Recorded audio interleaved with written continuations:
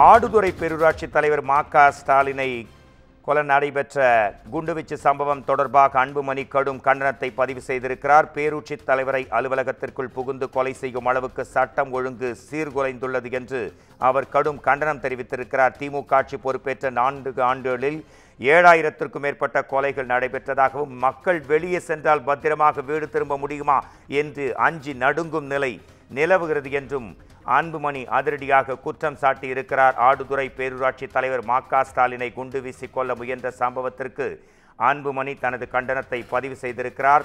தமிழ்நாட்டில் சட்டம் ஒழுங்கு முற்றிலும் சீர்குலைந்து விட்டதாகவும் பேரூராட்சி தலைவரை அலுவலகத்திற்குள் புகுந்து படுகொலை செய்யும் அளவுக்கு சட்டம் ஒழுங்கு சீர்குலைந்திருக்கிறது என்றும் திமுக ஆட்சி பொறுப்பேற்ற 4 ஆண்டுகளில் 7000க்கும் மேற்பட்ட கொலைகள் நடைபெற்றிருக்கின்றன. மக்கள் வெளியே சென்றால் பத்திரமாக வீடு திரும்ப முடியுமா என்று அஞ்சி நடுங்கும் நிலையே நிலவுகிறது என்றும் அவர் தனது அதிருப்தியையும் கடும் கண்டனத்தையும் பதிவு செய்திருக்கிறார். ஆடுதுறை பேரூராட்சி தலைவர் மா.க. ஸ்டாலினை குண்டு வீசி கொல்ல முயன்ற சம்பவத்திற்கு அன்புமணி தனது கண்டனத்தை பதிவு செய்திருக்கிறார். இது குறித்த சிசிடிவி காட்சிகள் வெளியாகி அதிர்ச்சியை ஏற்படுத்திய நிலையில் தற்போது அன்புமணி தனது கண்டனத்தை பதிவு செய்திருக்கிறார்.